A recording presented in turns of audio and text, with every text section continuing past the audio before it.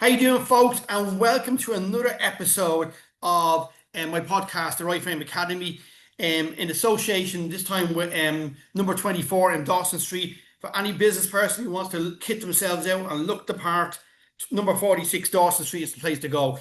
This week, someone who I've been chasing for a while, Darren Clark. Now, Darren, I'm going to welcome aboard, Thank and you. I'm going to read your small profile. I'll probably get lost in it because you do a lot. You do a lot, right? Like, so you're creative director at 4X. You're a brand strategist. You're growing marketing for global and emerging brands. You're a founder of Neurodiversity Stories, which I want to talk to you about, and you're trusted by Netflix, Disney, and PepsiCo. So that's very, very impressive. Okay, it's fantastic. So how are you? Are you well? Yeah, really good, Mark. And it's really great to have the opportunity to sit down and have a conversation with you. So thank you so much for inviting me on. No, no, thanks for coming on. I really appreciate it, especially as the weather. I think I need to invite you on every week because when I invited you on the other day, it was raining and now the sun's shining. So that must be a good sign. I And I brought the think, sun. and I think you're in the UK. I think you're going to have a heat wave. I see there's heat wave warnings and all for next week. Yeah, I think we're gonna have our 2 days of summer. I think that's We had ours in May. We had ours in May. So, Darren, just going back a step. Like you're big into university, neurodiversity, and driving all that type of area. Going back to school, what was it like in school for you? Like when were you diagnosed with dyslexia, autism, ADHD? Like what was school like for you first of all? so school for me. I attended school in England a city called Bristol, and it was looking back on it, the primary school, so the before secondary education, it was okay up until probably the final year that I was going to be going to big school, so to speak. I didn't really notice. I knew that there was something different. I just didn't know what it was, and I knew I struggled with reading and writing and concentration, and there was just so much. I just felt very different from a very early age. It wasn't until I went to secondary school, which so the age of what, 12, 13. That's when it really kind of hit me, from day one. Really, there was separation, segregation from literally from day one. So we had to sit, sort of, I don't know what they call them now, mini exams in primary school going up to secondary Yeah. school, and these would then decide which class you would go in. Oh, the entrance exams. The entrance The entrance exams. exams. Yes. And Oh, I hated them. Yeah. Really. so basically, what really happened was from day one, I remember walking to school, with my friends, that was all around the area that we were growing in. So we all walked together, and it was like camaraderie, sort of, so, exciting, new school, new clothes, Yeah. very New apprehensive, very adventure, the nervous. whole lot. Yeah, but the minute I walked into the school and into the hall, so like, and there was hundreds of students, and from a primary school when there's only like 30 of you, to a secondary school, it's very intimidating. Yeah. Now, we were all in the assembly having, the headmaster, talking, and then they said, we're going to be calling your names out, which basically meant that we're going to be putting you into your tutor groups.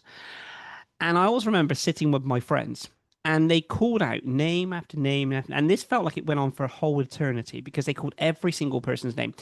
And one by one, the friends that I'd grown up with, that I'd associated with through all primary school, that I were my neighbors growing up in the area, they all dissipated. They all literally just went. They all literally went into different classrooms. And then there was six students left, including me, in the hall. Now, Wow. we were all scattered around. So you imagine hundreds of So seats, an empty hall now with only 60 is hanging around the place six that didn't students. know each other. Didn't know each other, all kind of just sat there around. And then they said, they didn't even say our names. They said, the remaining children, could you please follow such and such? And I remember walking then thinking, oh my goodness, where am I gonna where am I gonna go? You're in the top class because you're so clever. You had to have a special class for you. Yeah, that's what I thought. I thought that I'm always optimistic, and I thought, maybe that's gonna happen. But and then we walked past all of these classrooms, where everyone was kind of just like, there was a hustle and bustle, and I just remember walking from that minute, felt very separated. And we went into this really small classroom, the other myself and five other students.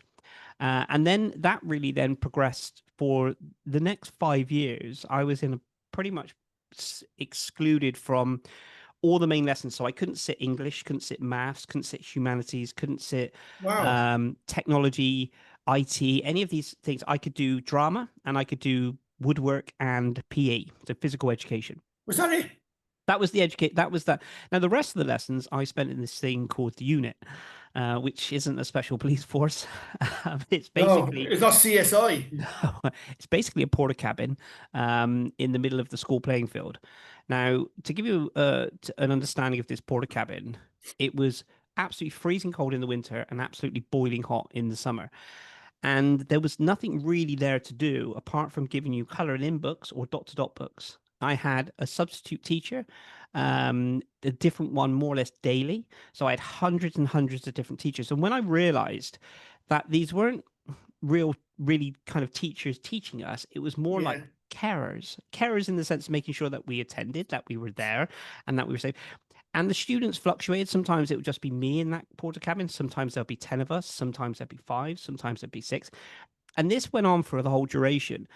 So subsequently, remember feeling very isolated. And so I would have to come out of the unit and basically then go into the school playground and try Yeah. and make friends and mingle with friends because the people in the unit, they were children.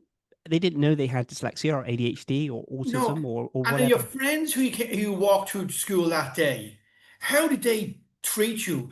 Because you are now definitely different in a different classroom, in a different type of environment, and they weren't stupid. They could see there's a difference. It, Like, how were you? How was the interaction with them? so it first, I mean, anyone that goes to a secondary school knows how difficult it is. All you want to do is kind of just sort of fit in and just Yes, lie, below the radar and not get into too much absolutely. trouble and not sort of poke your head up. But I felt like I had a target on my back because I was known as the kid from the unit. My friends, I was very fortunate at that time that I lived literally, my friends were neighbors from the area that I grew up in. So we had a lot of bond of friendship outside of school, which if we didn't have that, I think it would have been, even more Well, isolating. devastating. But it Yeah. was it was it became the norm that I'd run out of the unit and they'd kick the ball at me, not at me, kick the ball, and then I would then play football. But it was Yes. very difficult to, I guess, make new friends because you had this kind of like stigma that, and this was based on I wasn't disruptive, I wasn't naughty in the way that I wouldn't, smash things up or be aggressive or be rude or anything. I would just, I guess I just didn't fit the academic Yeah. You criteria that they basically did. failed the entrance exam. Yes, Yeah, and it's gas because I didn't. There's two schools in here. One of the schools I first got into was a well-known school called Joey's, St. Joseph's, and I did okay in the exam, but they had no room. So when I went to the second school, which was hell on earth from there on in, I failed. And the only reason I got in, I remember my dad saying to me, "If the brother says anything to you, you play Gaelic." Because a cousin of mine had won gold medals for Dublin and Galway. So he said, no matter what he says to you, you play Gaelic. Right? But like, that's how I got in. Did I? And the first match, he said to me, he called me over, he went, Beggs, come here. You don't play football, do you? I said, no. He said, get lost. But like, but that's the only reason I got in because like the entrance exam, yeah, rubbish, I, pure rubbish. I think, and then obviously there was a few different exams or tests, throughout that period of thinking, has he progressed? Not that Yeah. there was anyone teaching or anything. So subsequently, I left school. I remember actually the day that we were doing our at the time GCSEs. So in Yes. England, GCSEs. And I remember feeling very excited that day because I thought today I'm going to be out of the unit and I'm going to be doing an exam. I generally thought that I would, even though I've done no practice or That anything you else. sailed through it. Yeah, I just thought, hey, today I'm going to be tested. And I remember going into school with a sort of a skip in my step. And I remember running up to the board and looking at this big board and had everyone's name on there that was going to be sitting the exams. and it would say, I was hoping to say, room 5, Darren Clark, Yeah. maths or whatever. And I always remember looking at this sheet, trying to kind of read the writing on there. And this teacher just came up and he's put his arm on my shoulder like this. And I always remember, and he said, Clark, your name's not going to be on there. It would be a waste of paper. And Wow. then because the unit, and this is where the segregation side comes to it. So Yeah. in where they took the exams, you had to sit in a hall. So this big hall with all the tables separated out. Now, because they had no substitute teachers that day, because everyone was taking up doing the exams, they would put myself and 3 others into a room with a glass partition adjacent to everyone taking their exams. So you imagine they're sat in there taking their exams, and you're into this room with a coloring in book or a dot to dot book. And then that week or 2 weeks of the exams, however long it was, I can't quite remember. I had to sit watching the other students do the exams while I had pretty much nothing to do. So yeah, so subsequently I left school with not a single qualification because I wasn't allowed to sit in exams. And when did you get diagnosed then? So I didn't get diagnosed until the age of 36. You're the same as me. And do you think, looking back now, do you like you had I thought my experience was bad in getting beaten by teachers and all, but yours was equally the way you were done mentally. It was just horrendous. Do you think if you had been diagnosed earlier, it would have made a difference, or was the knowledge not there then, even if you were diagnosed, to make sense of what it was? I'd like to think I would be, but at that time, at the age of 36, I'd never heard the word dyslexia at all No, up yeah, until the age of 36. Now, the school that I was at the time um, did not did not highlight this in any way, shape, or form. We were just kind of classed as the troubled children. Their words, not ours. So I don't feel that had I had some support or some acknowledge on this, that the school at the time would have been able to, to be able to do something with it. I genuinely don't think it was that environment. I don't know what they could have done, only because I just didn't know anyone in that school throughout the whole 5 years. I didn't hear of the word dyslexia. yeah, And I didn't see anyone getting any additional support in any way, shape, or form. So uh, subsequently now the school got bashed down and turned into an academy. Um, right, and I worked with them for many years, and the students in there for many years on different projects and different things to try and encourage around more yeah. awareness and business and And entrepreneurship. you hope that has changed, because that's one of the reasons I know you saw today. I launched today that in Ireland, and it's based on what Jamie Oliver's doing in the UK, but in Ireland, I'm trying to get a campaign, of the government agrees that every child by 7 is assessed for dyslexia, ADHD, dyspraxia, autism, whatever it is, because then you can develop a roadmap, as you know, for them to help them learn the way they learn. Because like I feel like, even though I got into college through, I would tell people through the back door, but it was nighttime college through a hole in the ground by luck. But I would have loved to go to college full time when I was younger. Even though it's funny, I went to that college every day to sit in the library to study the stuff that I have to know for nighttime. But because I wasn't there as a daytime student, you couldn't make the connections or the bonds, as you talk about with your friends, for the daytime stuff. So you were seen as someone going to college twice a night or twice a week at nighttime. And but yeah, but that's why I think it's so important that people that get diagnosed. And then when you got diagnosed, what changed for you? Well, I guess there wasn't this kind of epiphany. I think sometimes when because I get this question asked a lot, and I speak to I've spoken to thousands of parents over the years, and lots of different people about this. Up until the age of 36, I'd already grown a very successful corporate career. Hmm. Very very successful, and managed massive like £4 million a week budgets and thousands of staff and shops and all the other bits and pieces.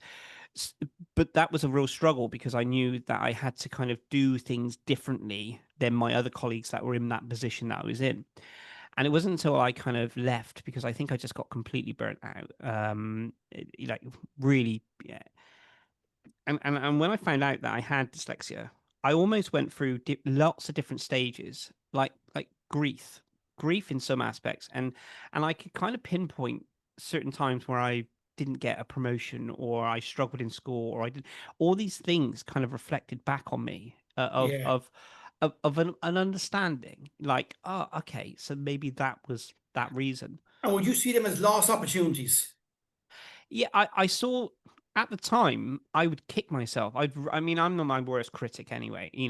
I can achieve so much, but whether that's inherently ingrained in me, I still don't see that I've achieved enough, or that's and that's wrong in that aspect. But I do look at some of these things. I don't ever blame dyslexia or ADHD, but I've got more of an understanding now of how my coping mechanisms, I didn't have them there. And Yeah. although I haven't, I'm what, 48 now, and I found out at 36, but I still feel like every day I'm still learning more about myself and more about dyslexia and ADHD. And like when you got diagnosed, and like when I got diagnosed, now I'm older than you. When I was about 30, you were 35, 36. I hid the report. I was in a master's in Trinity College, and it was once a week.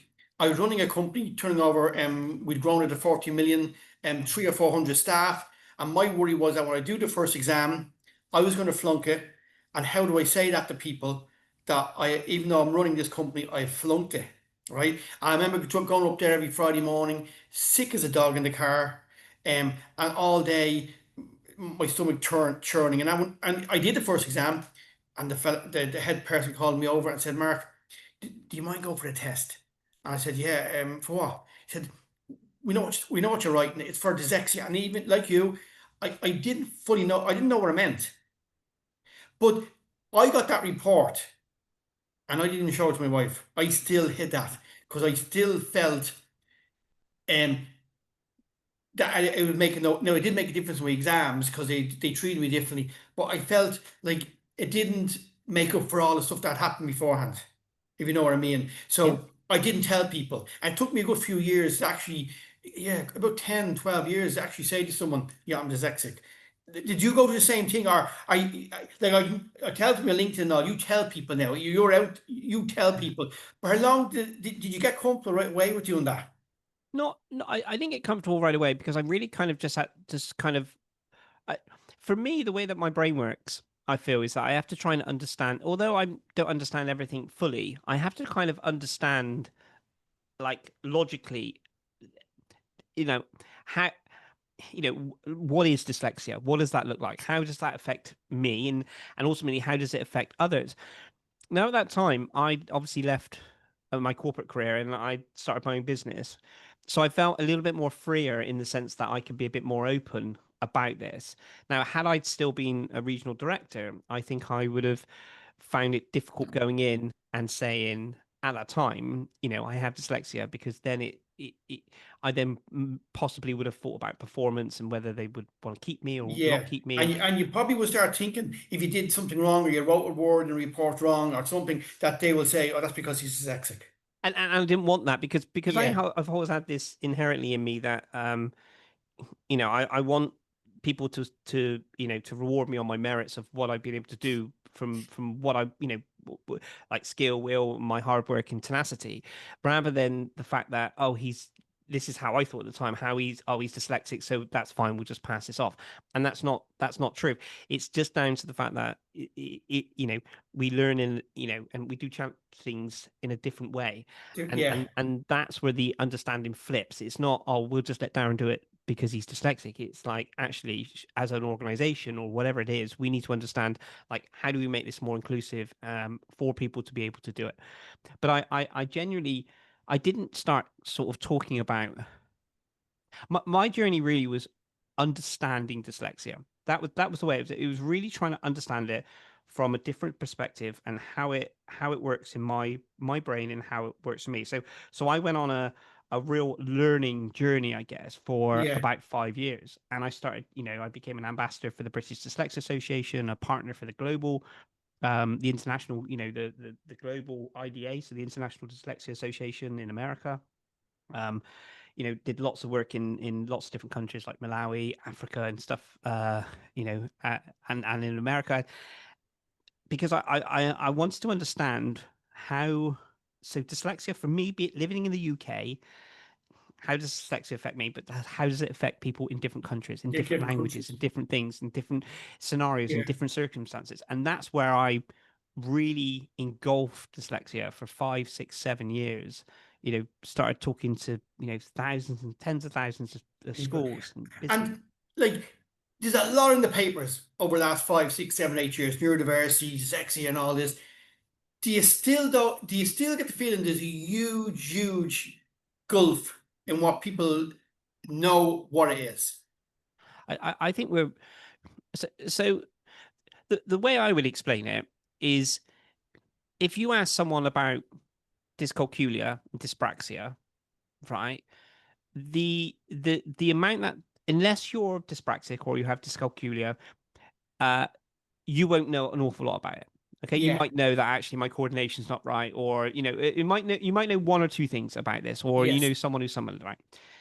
You ask someone about dyslexia and ADHD, especially ADHD, someone knows something a little bit more about that. But I still feel that from dyslexia and ADHD, for instance, we're still in that area from outside of our bubble, the way I see it, the way outside of our communities and outside of all the incredible work that you yourselves do and everyone does around this, we are still at that level where we start talking about dyscalculia and dyspraxia, that from outside. See, Yes. we had a massive surge about a year ago with ADHD, where a lot of celebrities and a lot of people were A lot talking of people about can it, out. Yeah, a and and, lot. and that's great in the sense of the awareness, and I think it kind of I don't know about over there, but in Ireland too. One thing I noticed is we did an awful lot of I went to an awful lot of network stuff for myself and Anne-Marie, and an awful lot of women around 40, 45 going and getting diagnosed. Not doing anything about it, but saying I've been diagnosed with ADHD. It seems to be like a surge. You're right in saying that of people saying they are and going and getting them and assessed. and, and I think you know self-discovery and identification of understanding some of the challenges you've had, and for the first time, like when I got diagnosed for dyslexia, I heard nothing about it. My actual like light bulb moment was this is how it worked. Okay, so I was at home and I was working on my laptop, and then a program came on which was a thing called Points West, which is it used to be on sort of 3 or 4 o'clock in the afternoon or something like this, and it was a 15-minute news bulletin, and basically they would come in, and they had this interviewer interviewing a lady who owns a florist, so flowers everywhere and everything else like this. And I thought, oh, an entrepreneur, I'd love to listen to this. Yes. And I was kind of just working, looking up, and they were asking. I thought they were asking about their business and how, what, all the kind of the entrepreneurial stuff. And she kept saying the word dyslexia, and it sort of rang in my head, and I thought, what is this? Now, the pinnacle part of it was when she said, "Look, I have these beautiful bouquets. I have um, now I can't actually spell what the bouquets are because of my dyslexia. I can't tell you what they are, but I can tell you from the colors, and I can tell you from the smell, and I can tell you from this." And she kept saying dyslexia. And do you know what, Mark? It was the first time in 36 years that I got goosebumps thinking about this. It was the Yeah. first time that someone had spoken to me about that. As in, it was the first time that I actually felt like I connected with someone that actually knew how I felt. Right. After So that, it was like listen to yourself. it was meant to be news broadcast for so that 15 minutes cut down to like 3 minutes with the interview. That Yeah. 3 minutes changed my life, because I then what I did after that was obviously worked out how to spell dyslexia.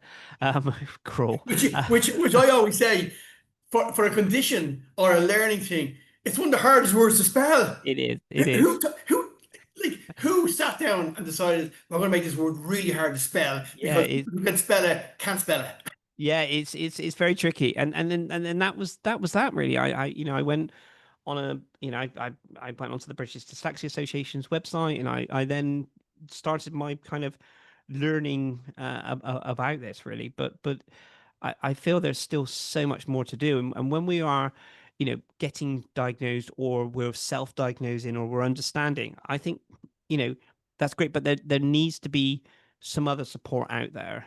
Yes. And I Yeah. feel it's an industry which really a lot of people have jumped on in some aspects, and I mean that in the nicest possible way. But we need much more awareness. We need much more, qualified people to be able to help. We need, Yeah.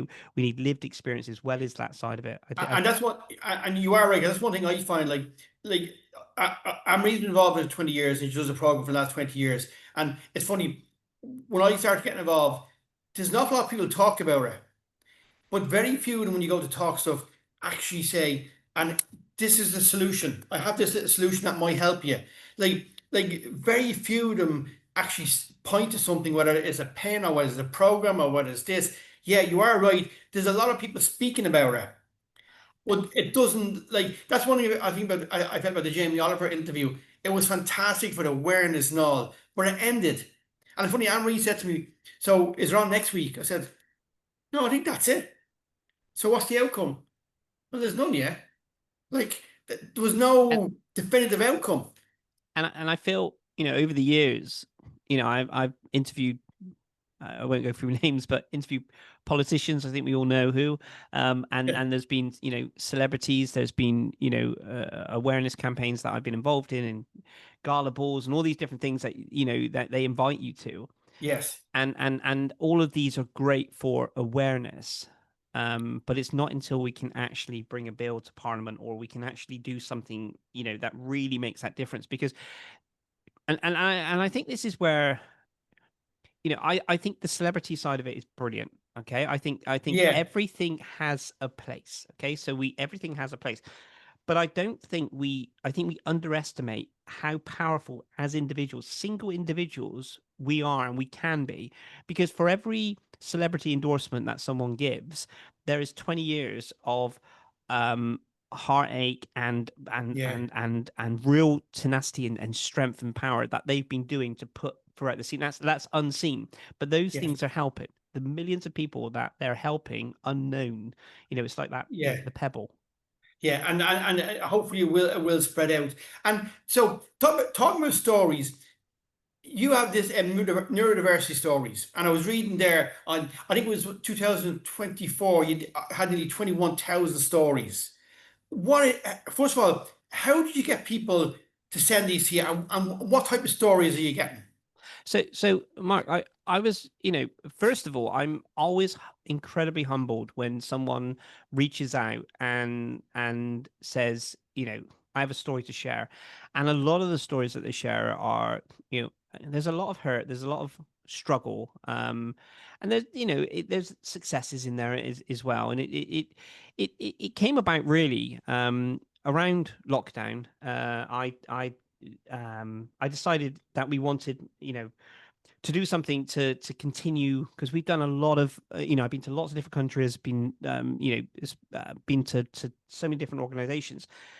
And now it's a case of, okay, how do we do something online? Because we literally can't get out. So we Yeah. set up, my wife and I set up the Global Dyslexia Group, which was an online networking side of it, which was really good. So every single week we'd bring people in and we'd network, and that was really good. So we done that side of it, and then I thought, okay, how can we start sharing people's stories? So it really started from, at the time, with LinkedIn. Few years ago, to be a live broadcaster on LinkedIn, you have to go through a streaming channel. Yes, that's right. Yeah, it Yeah, so wasn't easy. no, it wasn't. So to actually you had to get a LinkedIn license, and prove that you would be a good broadcaster. It's not like you'd be able to go on a social media channel and just hit live and go. Yeah. You had to, LinkedIn's always a little bit more, higher scale in that sense. So I thought, okay, so I'm going to do some lives, and I thought, how do we, what can I do? So I applied for LinkedIn, license, whatever that was called, and they put a business plan together, and they come back and they said, "Yep, you can, but you'd have to stream." There were so many different rules back then, and and I literally decided that every single Friday at 11 o'clock, I would bring in a different guest, and we would do a LinkedIn live to talk about their stories. And so it never really came around neurodiversity stories. The start was really to just be empathetic and hear about people's stories. And then off of, I think it was the first one or something, I then thought, okay, this is stories around neurodiversity. This is something that we Yeah, can do. So then being in branding and marketing, I love this side of it. So I created this brand of it. And then it took me by surprise, really, because I guess because of the work that I've done before, I got kind of a little bit of an awareness for different people in different countries. So they kind of knew what I was doing in that sense. So I would put stuff out on social media, and I would be absolutely inundated with people messaging me. And I put on the LinkedIn, tens of thousands of people message um, and saying that they want to share the story. Now, at that time, I was doing one live every single Friday for an hour, right, or okay. for 40 minutes. So Yeah, as you can see, statistically, you can't do it, no. you can't do it all. So I've kind of gone through kind of a very emotional roller coaster on there because you know, when you're getting hundreds and hundreds of people every single day messaging you through social media, through your website, through LinkedIn, through personal messaging, through, tagging into comments and stuff like this, I guess, and the infrastructure really for neurodiversity stories was just me. It was literally, I thought, okay, I'm just going to do a live, I'm going to do this. And then Yeah, I thought, okay, well, we'll market in this way to really kind of help and showcase. And we brought sponsors in that were aligned with our mission. Um, and we've done a fair amount of shows, but I guess where it goes next um is the question. is the Because question. you still have all the stories coming into you. They're still coming. Still coming 2020, every single day, 2025, even now, and we've not done a show for a good few months. yeah. um and I still get the messages daily of people wanting to share their stories. And when And we it's just people wanting to be heard, and people like who have basically been hiding how they've been affected by dyslexia and other forms of neurodiversity, that they've come to stage they want to tell someone, absolutely. and you're it. And that's the most humbling side of it, and that does come with a lot of responsibility, and I Yeah. completely appreciate that. And sometimes, to read hundreds and hundreds of messages, it is very difficult Yes. in that side of it. But yeah, they are literally like, I have a story to tell. I want to help people. I want to share my story, and the stories can be about maybe the struggles, the success, I mean, what their school was like. It could be, it's so broad. Yeah. And because we are talking about, you know, dyslexia, dyspraxia, ADHD, autism, dyslexia, there's a whole, you know, different kind of wonderful stories that can come out of that. And have you decided, have you decided what is next? Because that's a huge challenge to try and somehow people who have taken the time to confide in you, to have some of that message or a piece of that message, or to let them know it is going somewhere, and maybe it will be heard by other people. Yeah, absolutely. And I think that's the challenge, to Yeah. to be able to do that, that side of it, because not one person alone can No, to they can't. manage. And even if you put it into a book, it'd be It is, huge. but what it shows when we talk about the Jamie Oliver documentary and all the other bits and Yeah. pieces, it just shows there and then that there are people out there that want to be heard, and that have a story to share. And I guess it's just, you know it's been fortunate in that way, that I can put this out, and And people do it. And, want to share. and it's funny. The first time I ever heard a story, Darren, was I was helping Davis in the UK launch in the UK. It must be about 10 years ago now, and they had a phone line. And I knew about dyslexia for myself and my son, but that was it really. It was a very very tight circle. I didn't really know anybody else, and I hadn't really told people I was. And they said, "You want to listen back to one or two of the calls?" I said, "Yeah, Jenny, brilliant." And there was a Metropolitan Police Inspector, and I tell people this. Now, to me, they're tough men. They're doing a tough job in a very tough environment, right? And he was very upset on the phone that people who came in below him were getting promoted over him because he couldn't do the exams. And then there was another girl came on who was a PA, and her boss made her read back the notes at the end of every meeting to make sure she got it all. And it was the first time I actually heard other people's stories, and I went, but the police officer caught me because to me, like a lot of us, they're out there, they're doing a very tough job. They have to have a certain type of hardness to you to do that and come across the things you come across. And he was just lost. Yeah. It, And I found that phenomenal. it's phenomenal. Um, like I can't divulge who, but there's been people from so many different genres of work that you wouldn't expect, and people in quite high positions, and also people who are quite well known, Yeah, and in that sense that, and this is the other thing, because they say I'd love to share the story with you, Darren, but I can't, because is there any way that I can share it without my name or doing a yeah, live, and I guess that's the thing, because they just know that it would affect their job, or that would affect their yeah. relationship. And it probably, in reality, like Amory's had people from as young as 40 to 84. Like someone she had very recently has a whole load of companies, and this individual doesn't want anybody to know that he's done the course, right? But in reality, if he said to people, maybe more people in his organization would go, "That's me. Can I get I, help?" Is I, is not is not this in a way? That's the sad thing. If more people put their hands up who have built organizations and had a lot of people reporting into them and said, "Yeah, actually, that's me," more might come forward. I think I'd like to think in a holistic kind of way. I'd love to think that was true in all aspects. Right. I feel that personally, and I'm probably just saying that, I feel like if I was applying for a position now, even though I've built many companies, sold companies, been in very high positions, all this stuff, if you put my CV up against something else from an educational perspective, I wouldn't even get through the AI screener, Yeah. which they they tend to use, Yeah. and I feel that on That's top terrible. of that, talking about dyslexia and being known for talking about dyslexia, if I went to work for an organization that wasn't inclusive, I think it, that's why I say we're not there yet.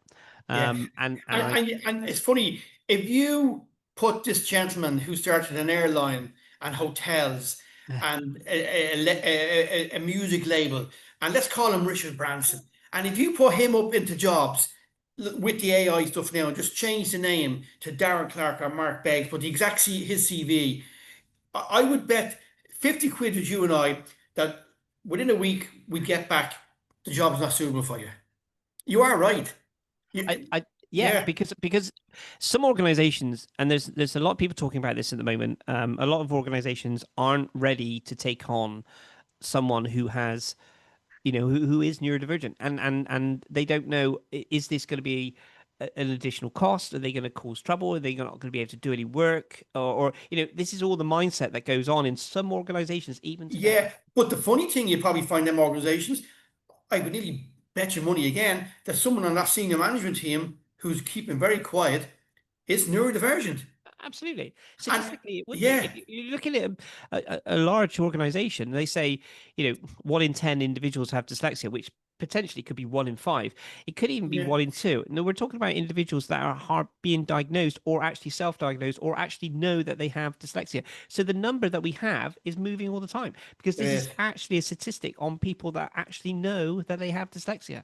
So we Yeah, can't actually, it could be, like I said, it could be 1 in 3. You don't good you one. don't know. Yeah, yeah, it's amazing. And tell me, all the other stuff then, like you've done work on with Netflix.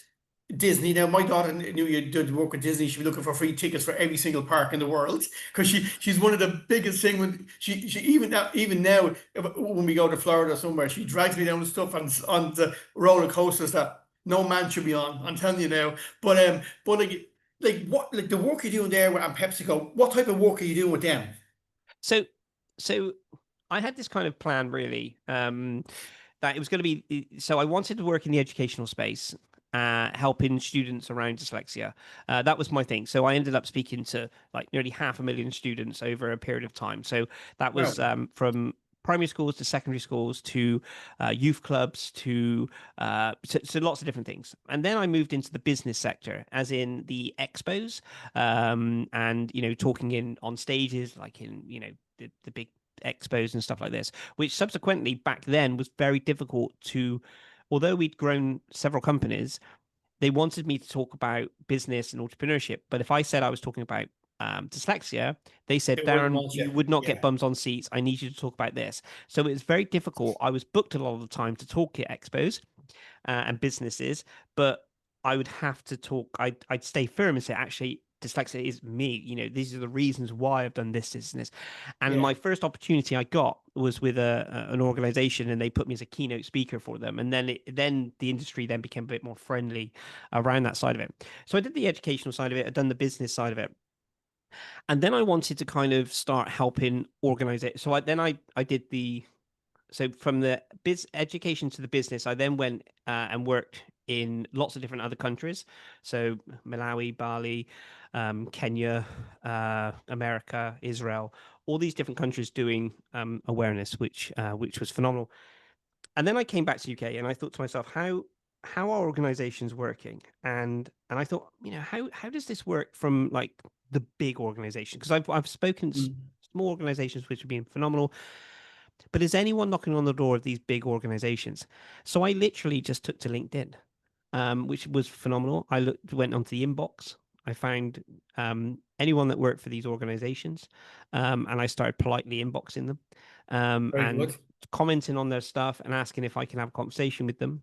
And that's literally how we went in. So I then was able to have meetings. We then worked with HSBC was brilliant because myself and my wife, we worked with HSBC for 6-7 months, and we spoke to all of the different. We spoke to thousands and thousands of their employees in lots of different countries, Right. which was All about phenomenal. neurodiversity and making All it work about within the dyslexia, organization. neurodiversity. It was mainly, and this is the thing. I mainly talk about dyslexia. Yeah. We do talk about other neurodivergence, but I mainly talk about dyslexia with a slight bit of ADHD, and that's purely because I'm not saying I'm a specialist in it, but that's where I feel I can add the most value. Because, Yeah. and whenever, say for instance, these organizations wanted to talk about autism or dyspraxia, dyscalculia, I would then say this is a great person to talk to about this because I Yeah. wanted them to really feel and understand from that side of it. So then I started on a bit of a so from HSBC, it then became Netflix, and we did some incredible work in America for that side of it. Disney, PepsiCo was another one, and there are another list of lots of other different And are organizations. they all like? Do you think, without naming any other organizations, but in the whole load of organizations you're working with, like, are they all embracing it, or is it? Are you still pushing, and is it taking time because like it's like moving a big ship in the water it's just taking time? Like, is it taking more time than you thought it would? Yeah, so I don't generally go into organizations. Um, I spent 10 years really kind of. I still do a lot of awareness around this side of it, and if I've had some organizations reach out before, but I had a kind of a little bit of a criteria really of because you get dyslexia awareness month/week Yeah. in October, Yeah. and I say month, and organizations choose sort of weeks or dyslexia Yeah, day. last year was a week somewhere, and it was a month. We did a month. Someone else did a week, and I'm going. And that's the confusion. Some organizations do a day, some do a week, some do a month. But the way I see it is like I guess an understanding around that month. So the way I Yeah. see it is that every month I would then go and start talking to organizations. But I always had a little bit of a criteria because I always said if I'm coming into what do you want, and they're saying, well, we'd love you to come in and do a keynote talk or a talk in this organization, and then a little workshop or something. And I'd say, okay, and then what? And they go, sorry, what? And I go, what would you like me to do afterwards? And they said, what do you mean? And they said, well, okay, so get this for instance. If I come into your organization and I start talking about these things, I feel like I'm opening Pandora's box. Okay. Yes. can you tell me, as an organization, what your HR has in place to be able to do this? What does this do? What do your managers do? And that was always my criteria, because then this is how I worked with companies and not just went in and just did a 20-minute talk and said, thank you very much, I'm off. Yeah. It was and I think that is key. And when an organization embraces this and says, actually, we'd love to work with you in November, heaven forbid that they work with you in November and they haven't just ticked the box for dyslexia for October. So I guess that was my kind of criteria, and that's how I work with these organizations. But I feel there is so much more that needs to be done. And I don't think, like with HSBC, it was like 6-7 months and we didn't even scratch the surface. I Yeah. got on within 3 or 4 days of initially messaging the organization. I was able to get on a call with the CEO for HSBC. And that's quite a mean feat, really, to be able to get on, because they don't take calls just for No, they anyone. But don't. No. it was Yeah. it was but he bought into it, you see. And when we did a And, session, he was and when you go into them organizations, do you sometimes see faces lighting up going, this it, may help me and change things for the better for me? Thank God. it was interesting because the CEO is openly admitting this within the bank, that they did not know he did not know that after our session, his PA or secretary, I can't remember Yeah. the exact title, but someone that kind of helped and supported and was actually dyslexic. And it took the Really. session that we had for this person to open up and say, actually, this is, and we got a revelation in that sense, that for all this time, if you imagine, if you're working alongside this a CEO of a bank, that's high pressure, that's Very is. Yeah. and you have to be really kind of on your game face, You within do. that side of Yeah. it. Yeah. And it wasn't this individual said, I have dyslexia, I can I can take it easy now. But it was the first time that they could actually open up and say this, and it was and that is those moments when you actually think, this is why you're doing what you're doing. And Right. and it's yeah, it's quite liberating Great. Yeah. when you see. So what's next for you? Like for 2025, we're only in June, and the summer's arrived about an hour ago. So like what's your plan? What are you hoping to achieve this year? So I'm now, marketing has always been an incredible passion of mine. And the reason I say that is because we don't just talk about marketing as in like marketing businesses, because I think that's absolutely phenomenal. Marketing is about a voice, and allowing people to understand how to articulate that. So that's something that I'm kind of pushing and growing. The dyslexia side of it is always going to be something that is paramount. I'm always asked by organizations to help in any way. Lots of organizations that I'm still working on with different projects, with them side of with the side of it. We've got, I work with an organization, Set in 10, where we do podcasts for that side of it. So we're at the test show this year, which is going to be phenomenal.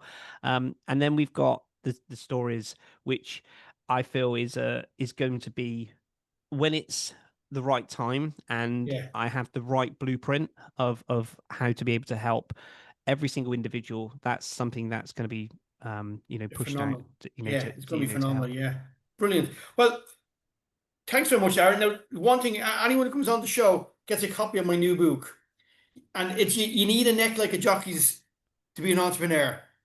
I And cannot as wait. you know, anyone who's an entrepreneur, especially a dyslexic, and like you are and myself, you do need a very tough neck to be in business. Yeah. So that's why I put that there, and it's aimed towards my dyslexia as well, explaining about why I did certain things, because I believe I became an entrepreneur Mm. because my handwriting is rubbish. I should actually have a PhD in handwriting because it's so bad, right? I always say to people, I should be called in to doctors to give them advice on how to handwrite bad, right? Because I'm an expert at it. But I always said, I reckon the reason I became an entrepreneur was that I didn't want people to tell me how bad my handwriting was. And who contradicts the boss? Mm. No one. So it has Exactly. worked for me. So I'm going to send you a copy of that. So thanks very much for your time. Oh, Really thank appreciate it. Really, and you're doing a lot of fantastic stuff on LinkedIn and podcasts and all over the place. So I've been following you for a while. It's absolutely fantastic stuff. Absolutely brilliant. Well, and thank you for what you guys do. Honestly, with the recent conference, and the phenomenal work, the endless, tireless hours that you put in behind the scenes, which I can imagine that you do, is helping so many people. So it's Yeah. been an absolute privilege to speak with you. Appreciate that. And as you know, because it's a husband and wife team, you never really clock off, do you? It's over dinner, over tea, on the way up the stairs to bed. You're always saying, you know what I should do? You know what I should do? It never stops, does it? It doesn't. It It doesn't. doesn't. It really doesn't. Darren, fantastic. Thank you very much for that. I really appreciate that. Really appreciate it. All your time. Thanks, folks, for listening today. And we have another show next week.